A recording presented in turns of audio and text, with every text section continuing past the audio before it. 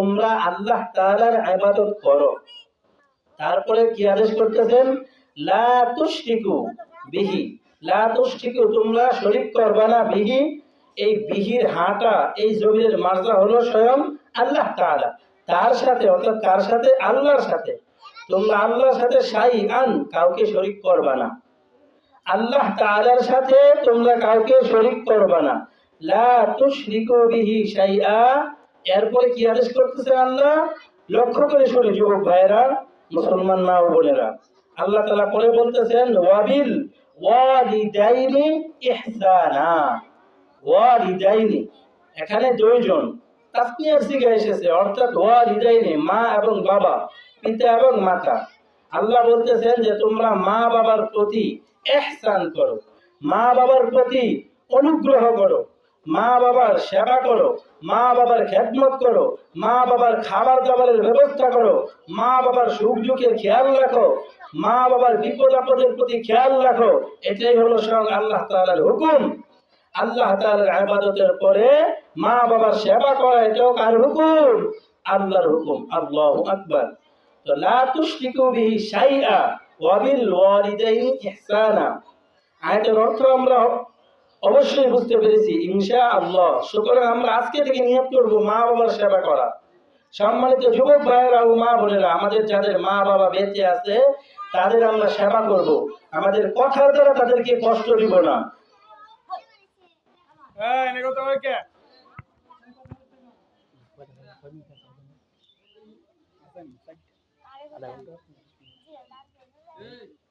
আমরা আমাদের কথার দ্বারা মানুষ মা বাবাকে কখনো কষ্ট দিব না। ঠিক আছে যুবক ভাইরা ও মুসলমান ভাই বোনেরা, সবাইকে বলতেছি, আমরা আমাদের কথার দ্বারা মা বাবাকে কখনো কষ্ট দিব না। আরে ভাই কি কর, আসলে চার পাঁচটা বন্ধু যখন আমরা একসাথে বসি, যুবক ভাইয়েরা লক্ষ্য করি, দেখবেন কত সুন্দর সুন্দর রসের আলাপ। আল্লাহু আকবার। একজনের কথায় আরেকজনে হাসি, আরেকজনের কথায় আরেকজনে হাসি, এরকম ভাবে প্রায় ঘন্টার ঘন্টা সময় যায়। কিন্তু বাড়িতে আসার পর বড় দুঃখের বিষয়, যে মা আমাকে 10 মাস 10 দিন গর্ভে রেখে যে কত কষ্ট করেছে, আল্লাহু আকবার, কত কষ্ট করেছে। জ্ঞানীগণ বলেন যে কোন সন্তান যদি তার শরীরের চামড়া দিয়ে জুতা বানাইয়া তার মাকে দেয়, মা তুমি আমাকে গর্ভে রাখিয়ে যে কত কষ্ট করেছো, তার জন্য তোমাকে আমার চামড়া দিয়ে জুতা বানিয়ে দিলাম, মা তুমি আমার জন্য দোয়া করিও। কি বলেন? জ্ঞানীগণ বলেন যে চামড়া যদি জুতা বানায় দাও, তারপরে সেই মার কষ্টের ঋণ শোধ হবে না। আল্লাহু আকবার। আর আজকে আমরা কথা দ্বারা মাকে কষ্ট দেই। অনেক যুবক ভাইরা, দুঃখের বিষয়, মাকে গালি দেই, বাবাকে গালি দেই, মা বাবার সাথে জোরে কথা বলি, বেয়াদবের সাথে তাদের সাথে আচরণ করি।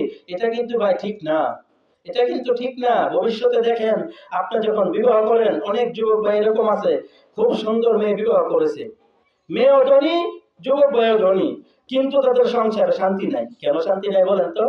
আরে ভাই শান্তি আসবে কিভাবে? আমি তো আমার মা বাবার সাথে ভালো ব্যবহার করি নাই, আমি তো আমার মা বাবার খবর রাখি নাই, তাদেরকে টাকা পয়সা খরচ না দিয়া আমি আমার বউকে নিয়ে শান্তিতে আছি। আর সম্মানিত মা বন্ধুকে বলবো, আমরা যারা এরকম স্বামী পাবো, যে স্বামী মা বাবার খবর রাখে না, আল্লাহর কাছে তাদের জন্য দোয়া করব। ওই নারী শ্রেষ্ঠ নারী, লক্ষ্য করে শুনি মা বোনেরা, ওই নারী শ্রেষ্ঠ নারী, যেই নারী যেরকম ভাবে নিজের বাড়ি এরকম ভাবে পরের বাড়ি। আল্লাহু আকবার।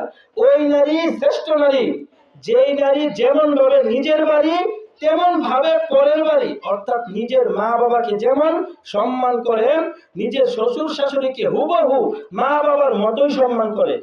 আর মা বাবা যারা আছেন, নিজেদের ছেলেদের বউকে আমরা নিজেদের প্রকৃতপক্ষে নিজেদের মেয়েদের মতো মনে করবো ইনশাআল্লাহ। এটাও কি ইসলাম ধর্মের একটা আখলাক, ইসলাম ধর্মের একটা চরিত্র। কারণ লক্ষ্য করে দেখবেন আমার বোনেরা, তার মা, তার বাবা, তার বন্ধু বান্ধব, আত্মীয় স্বজন সবাইকে ছেড়ে কিন্তু আপনার বাড়িতে আসছে আপনার ছেলের সঙ্গে। এখন তার কোন রক্তের আত্মীয় স্বজন বাড়িতে নাই, সব তার মা বাবার বাড়িতে। এজন্য আমরা মা বাবারা, শ্বশুর শাশুড়িরা নিজেদের মেয়েদেরকে সম্পূর্ণভাবে নিজেদের মেয়েদের মতো মনে করব। কখনো মনে করবো না যে পরের ঘরের মেয়ে। অনেকে বলে, আরে তুই তো ঘরে ঘর যাইছিস, তোর কি দেখতাম। ঠিক আছে না? আরে তুই তো ঘরে করতে আইছস, আমার নিজের মেয়ের আগে দেই না, না, নিজের মেয়েকে যেমন দেখবো আমরা পরের মেয়েকে তেমন দেখবো। কারণ যদি আমি আর আপনি নিজের মেয়েকে বড় যত্ন করি রে মা বোন, এ শ্বশুর শাশুড়িরা লক্ষ্য করে শোনেন, যদি আমরা নিজেদের মেয়েকে ভালো আদর যত্ন করি, নিজের ছেলের বউকে আদর যত্ন না করি, এটা কিন্তু ইসলামের আখলাক নয়, এটা কিন্তু আমার নবী সাল্লাল্লাহু আলাইহি ওয়াসাল্লামের আদর্শ নয়। এ মুরব্বি বাবা, 5 ওয়াক্ত নামাজ তুমি মসজিদে আদায় করো, কিন্তু বাড়িতে এসে নিজের ছেলের বউয়ের সাথে খারাপ আচরণ করো, এটা কিন্তু ঠিক না রে বাবা, এটা কিন্তু ঠিক না।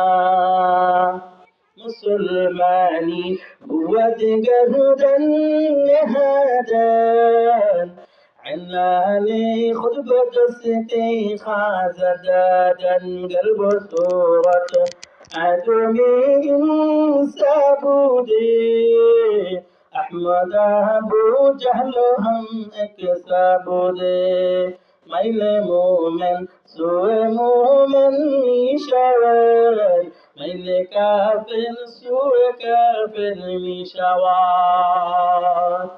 এই যুবক ভাই লক্ষ্য করে শুনেন, এমন বন্ধু বান্ধব আমাদের থাকবে যারা ভালো, যেই সমস্ত মানুষেরা খারাপ তাদের সঙ্গে আমরা বন্ধুত্ব করব না।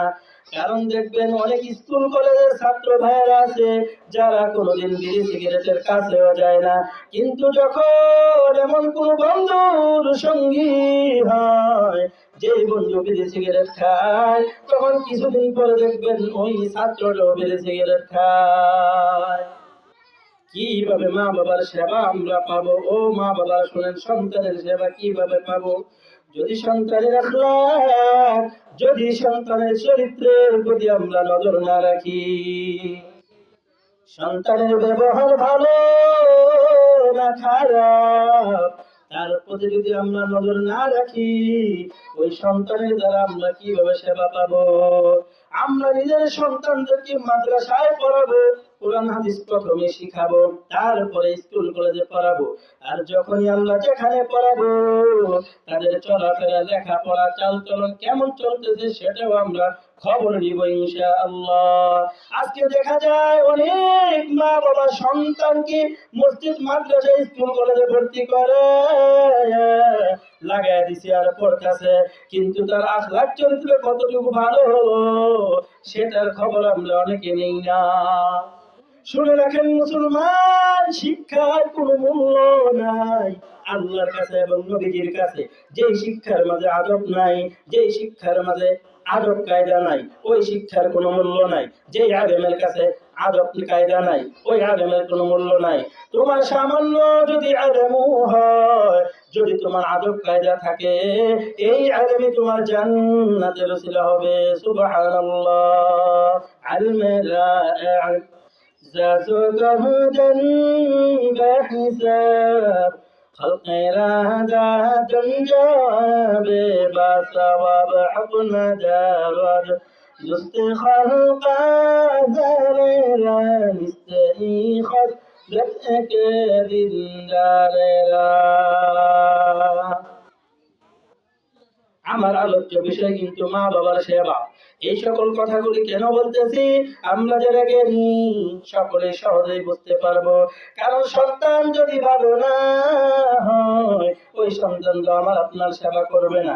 এই জন্য মা বাবাদেরকে বলি, এখন থেকে আমরা নিজের সন্তানদের আখলাক চরিত্রের প্রতি লক্ষ্য রাখবো।